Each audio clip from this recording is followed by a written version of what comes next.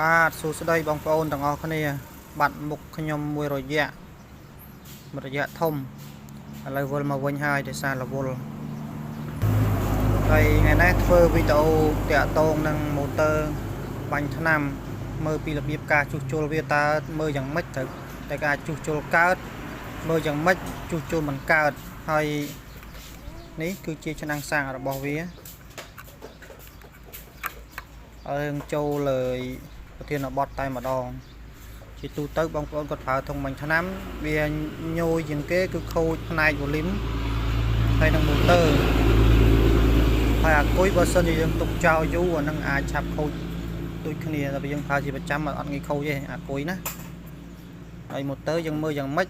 ដែលគិតថាម៉ូទ័រនឹងខូចយើងប្រើយ៉ាងម៉េចគិតថាម៉ូទ័រនឹងខូចគឺងាយស្រួលទេបងប្អូនលក្ខខណ្ឌនៃការយើងមើលម៉ូទ័រខូចឬក៏មិនខូចយើងបើកកុងតាក់ចុចទៅឬក៏វ៉ូលីមមូលហ្នឹងយើងចុចទៅយើងបើកទៅបើសិនជាភ្លើង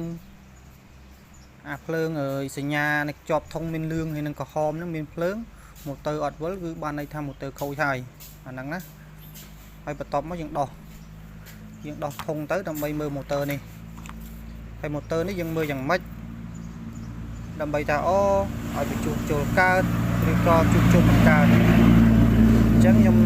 បង្ហាញម៉ូទ័រនេះតែម្ដងម៉ូទ័រនេះគឺជួសជុលកើតទេណាបើសិនយើងដោះជួសជុលណាកត្តាចម្បងគឺយើងមើលលើត្រង់នេះណាបងប្អូនត្រង់នេះណាតែខ្ញុំច្អល់ហ្នឹងណាគឺវាមានដានទឹកជ្រាបចេញណាកាលណាវាមានដានទឹកជ្រាបចេញគឺបានន័យថាខាងក្នុងកស៊ូដែលកស៊ូញាក់ខាងក្នុងវាហ្នឹងគឺលហែកហើយកាលណាលហែកធ្វើឲ្យទឹកថ្នាំ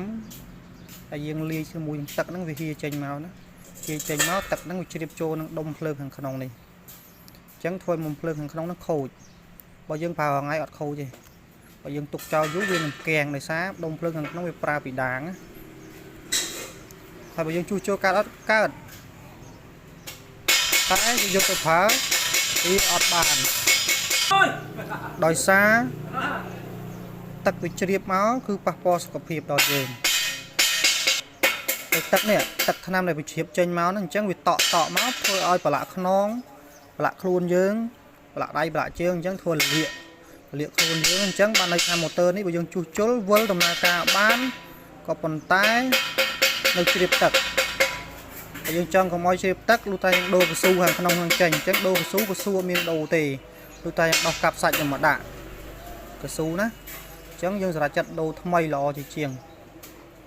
ហើយបញ្ជាក់បើសិនជាម៉ូទ័រហ្នឹងអត់ធ្លាយទឹកដូចខ្ញុំបង្ហាញចេះទេយើងមើលពីលើទៅអត់ឃើញដានជ្រាបទឹកទេយើងជួសជុលប្រើបានហើយប្រភេទម៉ូទ័របើសិនជាអត់មានទឹកសើមតាមនេះទេវាខូចអត់ច្រើនទេខូចពីច្រើនខូចពីមុខនេះ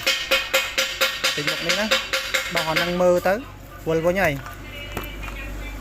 បើសិនជាម៉ូទ័រនេះអត់មានដានជ្រាបទឹកបើជ្រាបទឹកមិនអស់ធ្វើទេដោះធ្វើក៏បានតែលុះថាតែមានកស៊ូដូរហើយអានេះឆ្នាំងសាបើលោតភ្លើងលឿ